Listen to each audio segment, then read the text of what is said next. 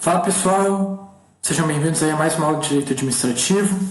O tema da aula é Poderes da Administração e ela está ali como 7.1, porque eu não vou falar de poder de polícia nessa aula, coloquei ela em um vídeo específico, porque tem alguns pontos mais importantes assim e essa aula ficaria extensa demais também. Como vocês viram, a gente está de quadro novo, né? Ficou um pouco mais moderno, a capa estava muito poluída antes. E assim, enfim, chega de papo furado, bora para a aula. Introdução. Poder administrativo nada mais é do que uma prerrogativa que os agentes públicos possuem para executar as atividades estatais, digamos assim, colocar em prática os fins, as determinações da administração pública. Então, precisa ter poder público, que é a forma que você vai conseguir impor, legislar, até eventualmente aplicar sanções para que isso se consiga efetivar os fins e os deveres da administração pública. O dever administrativo, em compensação, ele vem como uma questão mais de inibir até, dar uma limitada no exercício dos poderes. Os deveres, eles regulam o exercício da função administrativa. Por exemplo, a probidade, a prestação de contas e eficiência, né? Você pode, sim, agir dentro dos poderes que a lei, que a Constituição te concede, mas você tem que agir com probidade, né? Do contrário, você estaria agindo com improbidade, prejudicando, por exemplo, o princípio da moralidade, da impessoalidade, o que causa até a eventual anulação de um ato administrativo. Tem que prestar contas em respeito ao princípio da publicidade, não pode...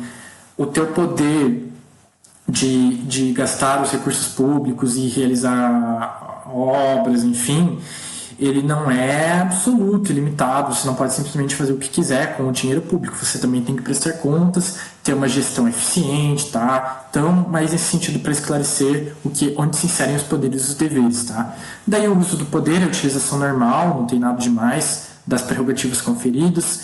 Poder e dever de agir, porque além de serem poderes públicos, eles também são deveres. Você tem o poder de aplicar uma sanção administrativa. Você tem o poder de despender recursos, mas ao mesmo tempo você também tem o dever de fazer isso.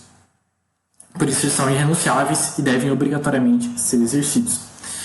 Daí o conceitozinho ali do Eli Lopes Meirelles, diferenciando do poder de agir do particular, que é uma faculdade, em compensação dos agentes administrativos é um dever. Vamos então para omissão e abuso de poder.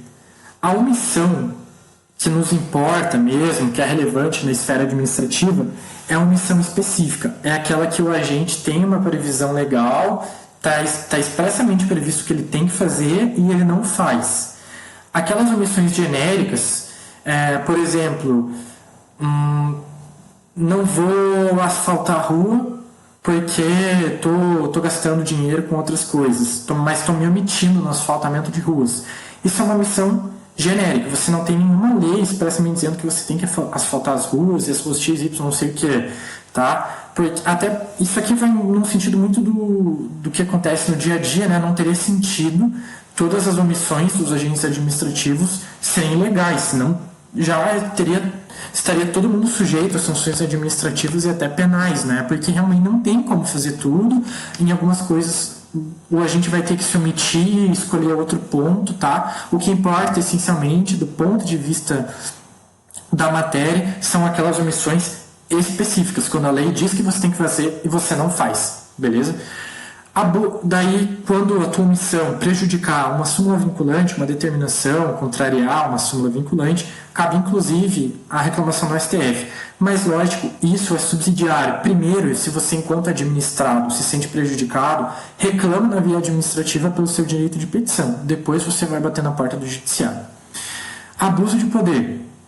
Tá ligado bem essa questão de você atuar além do que a lei está dizendo, em resumo.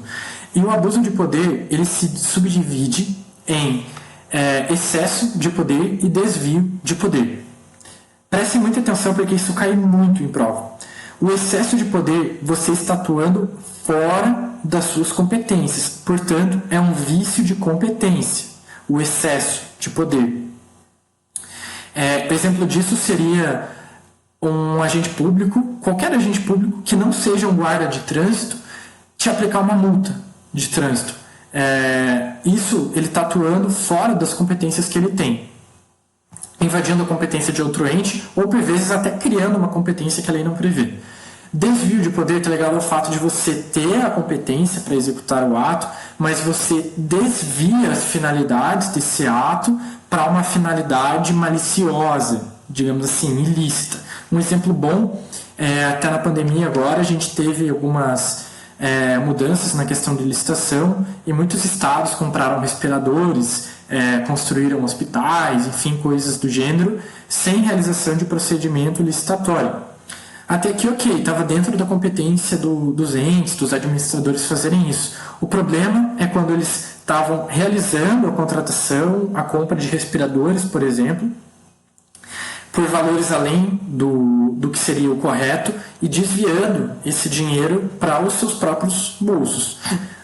A finalidade que eles tiveram aqui foi qualquer finalidade, menos a finalidade de preservar a saúde e o interesse público, né? A gente vai falar de finalidade desumana, maldosa, corrupta, enfim, agiram dentro da competência deles com uma finalidade que não tinha nada a ver com o que a lei dizia. Essas são as modalidades de poderes que a gente vai ver. A única exceção ali é o poder de polícia, que vai ficar para uma aula específica. Então, bora para o primeiro, poder discricionário e vinculado.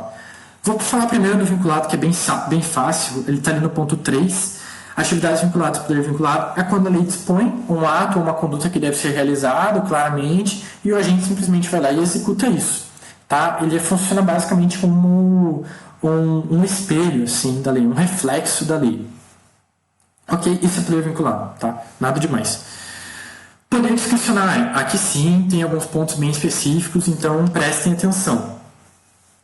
O poder discricionário deriva do fato de que a lei não vai dar conta de regular todas as condutas e dar todas as diretrizes para o administrador. Então, vai sempre sobrar um âmbito de liberdade para algumas atuações da administração pública. Esse âmbito de liberdade, que a gente chama de conveniência e oportunidade, que é nada mais são do que a discricionariedade que o administrador possui, é o poder discricionário. É o que significa o poder discricionário. É a capacidade que o administrador tem em agir sem estar extremamente vinculado à lei. Mas não é um poder absoluto, como a gente vai ver aqui nos limites. Como eu disse, não é um poder absolutamente desvinculado da lei. Eles têm que estar se adequando às determinações legais já existentes. Segundo ponto, é possível que haja o controle judicial do poder discricionário e de atos discricionários, mas você não vai analisar o ato em si, você vai analisar algumas questões que giram em torno dele, como, por exemplo, a competência do agente que executou o ato, a forma, tá? O objeto. E esse ponto que é muito importante destacar, que são os motivos. É possível que os motivos ensejem a revisão judicial de um ato discricionário. Com base na teoria dos motivos determinantes. O que essa teoria diz basicamente? Eu estou executando um ato discricionário, motivando ele da forma X. Esse ato discricionário está dentro da minha competência, a forma é legal, perfeito. Mas a forma que eu estou justificando para executar ele não tem fundamento legal ou não condiz com a realidade. Dá um exemplo. Um exemplo muito bom é essa decisão do STF de 2016. Tinha um litígio entre uma servidora pública e o Estado de Goiás na questão da concessão de uma licença-prêmio. Essa licença realmente era discricionária para o Estado considerar ela para servidores. Só que a justificativa que o Estado deu para não conceder para essa servidora foi que o limite de 3% dos servidores que naquele momento poderiam receber a licença-prêmio já tinha sido excedido. O problema principal é que o Estado simplesmente não comprovou isso, não deu uma lista de servidores, não comprovou que foi realizado um critério de desempate, seja por idade, tempo de serviço, para conceder o benefício dos servidores que pediram no mesmo momento. E a razão da inexistência de verdade, no caso dos motivos que foram determinantes para a não concessão dessa licença-prêmio, o ato foi anulado. Beleza? E já puxo aqui para o controle judicial. Reforço o que eu disse, Os atos, até ficou meio repetitivo, mas é uma outra decisão legal também para entender. Os atos discricionários somente podem sofrer controle sobre os elementos vinculados, como a competência do agente, a forma, desvio de finalidade, o objeto está totalmente desvinculado do motivo. E deu um exemplo que ele colocou aqui, foi essa decisão que está aqui, do STJ de 2000, ela mostra muito bem essa questão do controle judicial, porque basicamente a Prefeitura do Rio acabou modificando a linha de ônibus e isso foi parar no judiciário. Só que o que aconteceu? Foi um ato totalmente administrativo, discricionário, modificar a linha de ônibus. Foi feita por um agente competente, a forma foi legal, o objeto era legal. E daí o STJ disse, cara, a gente não tem nada a ver com uma linha de ônibus que o município está decidindo. Isso é um critério puramente administrativo. O ato discricionário em si, ele não pode ser questionado. Se o motivo dessa mudança fosse ilegal, ou o agente fosse incompetente, ou a forma fosse legal, poderia ter o controle. Mas como o ato foi totalmente legal e ele é discricionário, fica totalmente fora da esfera do judiciário. Próximo ponto, poder regulamentar. Poder regulamentar tem bastante coisa importante assim para ver, cai bastante em prova, então prestem bastante atenção. O poder regulamentar ele tem quase a mesma origem do poder discricionário. O legislativo nunca vai dar conta de ditar todas as possibilidades e determinar tudo que uma lei pode. Então, eventualmente, vai abrir uma esfera para uma complementação legal. Essa complementação legal feita pela administração pública na esfera do executivo é chamada de poder regulamentar. A origem dela é o artigo 84, inciso 4 da Constituição, que diz que compete ao presidente da República expedir decretos e regulamentos para a fiel execução das leis. Isso aqui já explica o que significa poder regulamentar. Se compete somente para a fiel execução das leis, é um poder derivado, secundário, que deriva da lei primária originária. Ele tem uma função simplesmente de esclarecer como vai se dar a execução. Não pode criar direitos, tá? Por isso que se diz ali que é uma natureza derivada e somente exercida à luz de uma lei pré-existente. Perfeito. E aqui entra uma questão constitucional muito importante, que é a constitucionalidade por arrastamento, constitucionalidade por efeito dominó, que fica mais fácil de lembrar, que quando você tem a declaração de constitucionalidade de um ato e, por consequência, todos os atos que estão vinculados a ela também são declarados inconstitucionais. E o melhor exemplo que se tem para isso realmente é o exercício do poder regulamentar. O que vai acontecer com o decreto regulamentar que está regulamentando uma lei que foi declarada inconstitucional? Se a lei que deu origem a ele, esse decreto só existe em razão dessa lei, e essa lei foi declarada inconstitucional, por consequência, o decreto também vai ser declarado inconstitucional, por arrastamento, por efeito dominó. Tá? E daí, ponto importante, que já puxa para a questão aqui do controle do poder regulamentar, todo ato do Poder Executivo que vise a complementação, a fiel execução de uma lei e que exceda os limites dessa lei, criando um direito, por exemplo, é sujeito ao controle do Congresso Nacional, por meio da sustação dos atos. Um exemplo bom, teve uma prova de direito constitucional da PUC até, que colocou assim: a Assembleia Legislativa de um Estado, a Assembleia Legislativa eu estou falando porque se aplica o princípio da simetria aqui. Quando fala em Congresso Nacional, também lê-se Assembleia Legislativa, quando fala Presidente da República, também lê-se governador, e assim vai. A Assembleia Legislativa editou um ato determinando lá a colocação de uns adesivos em bombas de gasolina por parte das distribuidoras de gasolina, sujeitando elas a algumas sanções caso não fizessem isso. Daí o governador foi e editou uma norma regulamentar dizendo como que seria o formato desse adesivo, o que teria que ter na bomba e tudo mais. E ao mesmo tempo falou assim, e também ficam sujeitos às mesmas sanções e aos mesmos deveres os donos dos postos de gasolina. Por meio de um decreto regulamentar, esse governador criou um direito, criou uma sanção com relação também aos donos de postos, que não estava prevista na lei originária, na lei primária, estabelecida pela Assembleia Legislativa. Portanto, essa parte poderia ter seus efeitos sustados. As partes que estão de acordo, que são coerentes com o ato originário, continuam gerando efeitos tranquilamente. O controle do poder regulamentar também pode se dar pela via judicial, quando esse decreto for contra a lei, que é basicamente isso que eu acabei de comentar. Ele vai de forma contrária ao que a lei está prevendo, dispondo uma conduta que vai além das competências e dos fins da lei originária. Tá? E um ponto muito importante é uma decisão do STF de 1994, mas que tem sentido e se aplica até hoje. Não tem sentido você realizar o controle de decreto regulamentar na via constitucional, por uma ADI. Por quê? O poder regulamentar tem qual função? Fiel execução de leis, certo? O fato de eu ter falado leis já mostra como uma questão de infraconstitucionalidade, porque o decreto está prejudicando uma lei, não uma Constituição. Não existe decreto regulamentar da Constituição. Decreto regulamentar é de lei, portanto, é controle de legalidade, não de constitucionalidade. Caso se evidencie que um decreto está prejudicando a Constituição, ele não é regulamentar, ele é visto como um decreto autônomo. E aí sim poderá sofrer controle de constitucionalidade, que é o que diz o informativo 117 de 98 do STF. Daí uma questão bem peculiar e doutrinária, o que vai acontecer se eu tenho um ato autônomo e se dentro desse ato autônomo normativo, ou seja, ele é um ato primário, né, não está ligado, não é derivado de um ato originário, ele existe por si só. Se dentro desse ato eu tenho um outro ato normativo e regulamentar e eu quero questionar a legalidade ou a constitucionalidade desse decreto, desse ato normativo, dentro desse ato autônomo, não tem como eu ir para a via judicial, ir para o controle direto, porque eu estou questionando a violação ao ato autônomo, não diretamente a Constituição ou a lei. Então, o que vai me restar é a DPF, porque a DPF, a versão de descumprimento de preceito fundamental, se aplica para qualquer ato derivado do poder público. Então, esses atos subordinados aos atos autônomos têm que ser questionados por a DPF, beleza?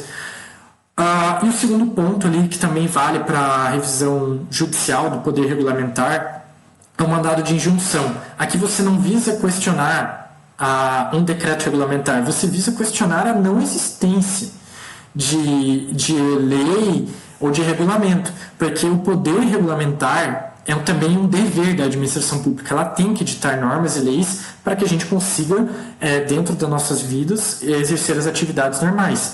A partir do momento que não tem uma lei e que isso está prejudicando o andamento normal da população, da coletividade, da própria administração pública, eu posso ingressar com um mandado de injunção exigindo a edição de uma norma. E daí, ao longo da história, assim, da jurisprudência, né, nesse sentido, primeiro falava assim, o mandado de injunção vai falar que realmente precisa se editar uma norma. Depois, chegou ao ponto do STF decidir que não só vai falar que precisa editar, como estabelecer um prazo para constituir o legislador competente em mora, enquanto não editar o ato.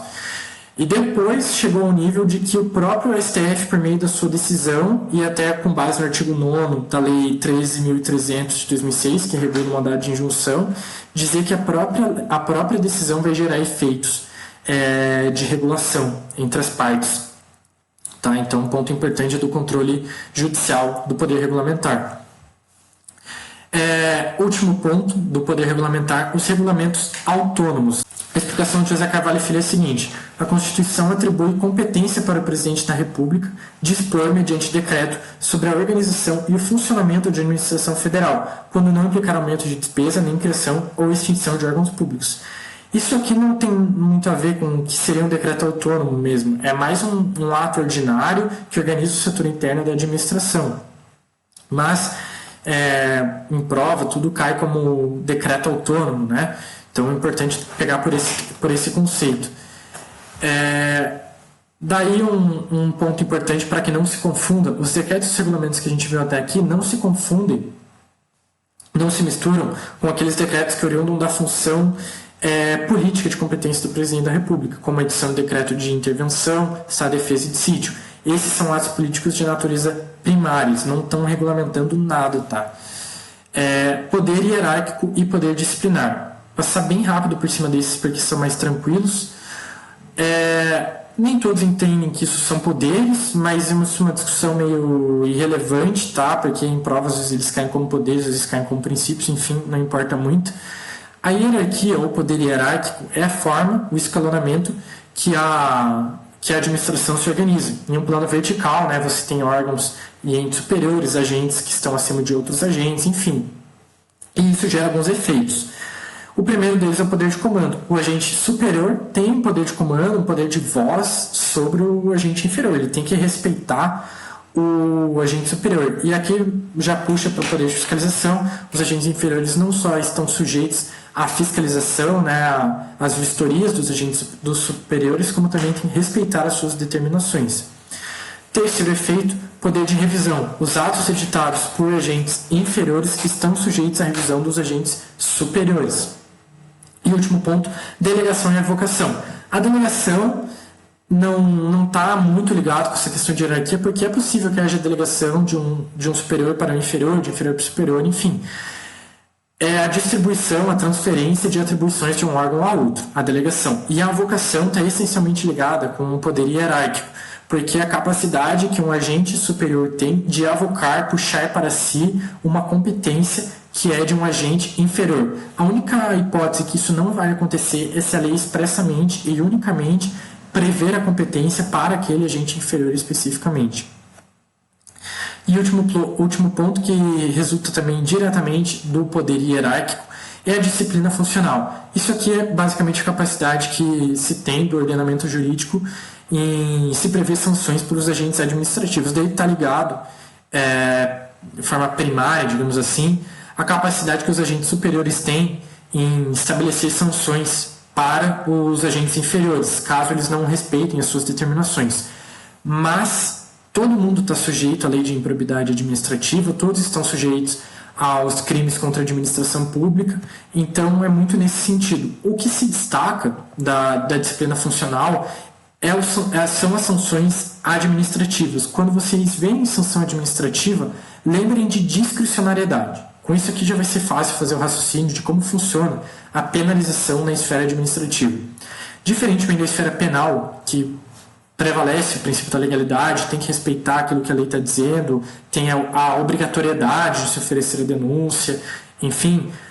Na esfera administrativa existe uma grande discricionariedade do administrador em analisar se aplica ou não a sanção, qual pena aplica, se é realmente necessário que se aplique alguma pena, como que vai ser aplicado, tá? Mas isso tudo sempre, e nem precisa ser dito isso, precisa de motivação. O agente que está sujeito à sanção tem que saber do que ele vai estar sendo penalizado. Daí algumas questões para finalizar. A primeira, para a Promotoria de Justiça de Santa Catarina, prova de 2016. A administração pública brasileira baseia-se no princípio da hierarquia, correto, né? Alguns falam princípio, outros poder hierárquico, que estabelece uma relação de subordinação entre seus órgãos e agentes. Perfeito. Presta-se como instrumento de organização do serviço e meio de responsabilização dos agentes administrativos, impondo ao subalterno o dever de obediência às determinações superiores. Tá certo, não tem nada que falar dessa, né? A gente acabou de ver isso. Segunda questão, eu esqueci de colocar a banca e qual era, mas é uma prova de promotor substituto, se não me engano, do estado de Goiás. Quem tiver curiosidade é só copiar e jogar no Google que vai aparecer. De acordo com o STF, a competência das agências reguladoras para editar atos normativos que visem a organização e a fiscalização das atividades por elas reguladas representa o exercício do seu poder administrativo de polícia, na sua função normativa, estando subordinado ao disposto na lei. Quando vocês verem essa questão de agência reguladora editando ato normativo, eu já falei algumas vezes, lembre da Anvisa, Agência Nacional de Vigilância Sanitária. Ela tem o poder de editar atos normativos para que sejam respeitadas as suas determinações.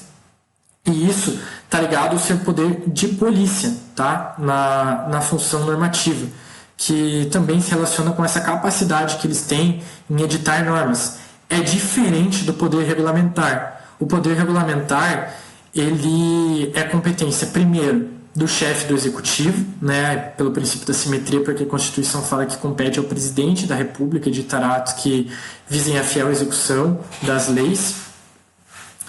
E segundo, que são atos secundários, derivados. Quando a gente está falando da função normativa das agências reguladoras, por vezes podem ser atos primários mesmo delas, visando a regulação das suas determinações, das suas atividades. Então, são conceitos que não se confundem. Poder regulamentar, lembrem de presidente da República editando uma lei para esclarecer editando um decreto regulamentar para esclarecer algum ponto de uma lei primária.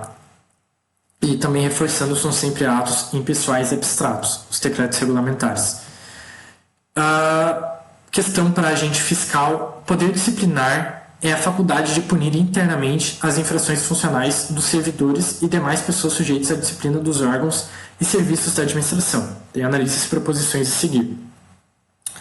Primeira delas, a motivação da punição disciplinar é sempre imprescindível para a validade da pena. Perfeito. Sempre você vai ter que motivar por que determinado agente está sendo punido, pelo que ele está sendo punido. A motivação destina-se a evidenciar a conformação da pena com a falta e a permitir que se confiram a todo tempo a realidade e a legitimidade dos atos ou fatos ensejadores da punição. Correto, você sempre tem que fundamentar para que o agente saiba do que ele está sendo punido. E para que isso possa ser controlado. Segundo ponto, não se pode admitir como legal a punição desacompanhada de justificativa da autoridade que impõe. Também está correta, vai no mesmo sentido da explicação da primeira. Terceiro, o discricionarismo disciplinar circunscreve-se à escolha da penalidade dentre as várias possíveis, a graduação da pena, a oportunidade e conveniência de sua imposição. Eu sei que por vezes vocês vão poder ler isso, até eu falo por mim, porque quando eu li achei muito estranho, que fala assim, o discricionarismo disciplinar, a conveniência de impor a sanção. Pô, o mínimo é que se o cara cometeu algum erro ali, que ele seja punido, né? Mas não, até a imposição da sanção na esfera administrativa é sujeita a uma discricionariedade. Tentem tirar um pouco a cabeça do direito penal, que é muito aconteceu, tem que punir, sabe, subsunção e tudo mais. Na esfera administrativa não tem isso, é bem discricionário mesmo. E a 4, as penas disciplinares no nosso direito administrativo federal são de 6 espécies, enumerando-se na ordem crescente de gravidade: advertência, suspensão, demissão, cassão de aposentadoria ou disponibilidade, destituição de cargo em comissão, destituição de função comissionada.